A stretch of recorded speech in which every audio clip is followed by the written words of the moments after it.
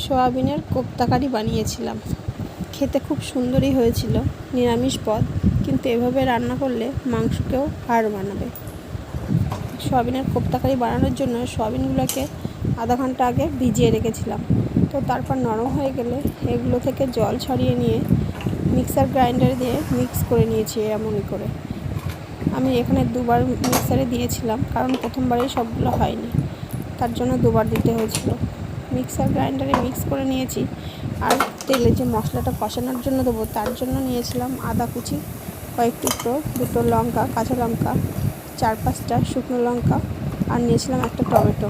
এগুলোকে মিক্স করে নিয়েছি।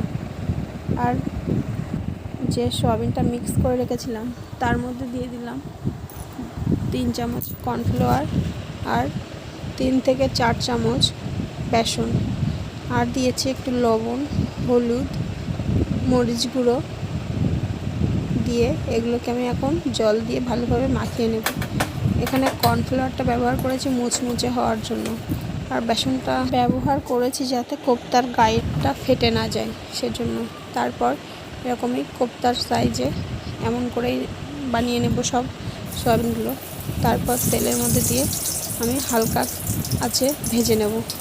খুব তাড়াতাড়ি করার জন্য আর গ্যাসের ফ্লেমটা জোরে দিলে হবে না, ধীরে ধীরে এটাকে ভাজতে হবে, তাহলে ভিতরেও খুব ভালোভাবে ভাজা হবে, না হলে কাঁচা থাকবে ভিতরটা। তো এভাবেই আমি একটু গোল্ডেন ব্রাউন কালার করে তুলে নেব।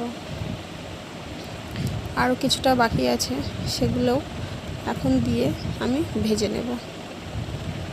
এইভাবে নিরামিষ দিনে কিন্তু এই পদটি রান্না করলে খুব ভালো লাগে খেতে। তাছাড়া বাঁধাকপিরও বানালে খুব ভালো লাগে খেতে।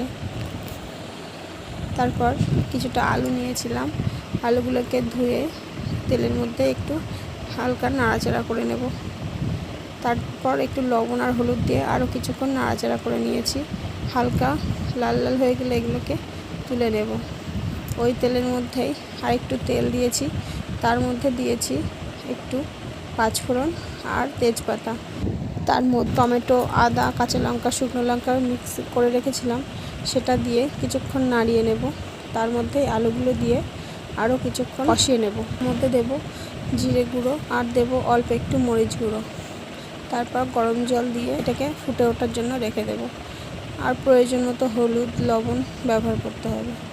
তারপর ঢাকনা দিয়ে ফুটে উঠলে এর মধ্যেই সয়াবিনের কোপ্তাগুলো দিয়ে দেব, দিয়ে আরও কিছুক্ষণ ফোটানোর জন্য রেখে দেব। আলুগুলো যখন নরম হয়ে আসবে তখন গ্যাসের ফ্লেমটা জোরে দিয়ে জোরে ফুটিয়ে নিতে হবে, তাহলে কিন্তু তরকারির স্বাদটা ভালোই হবে।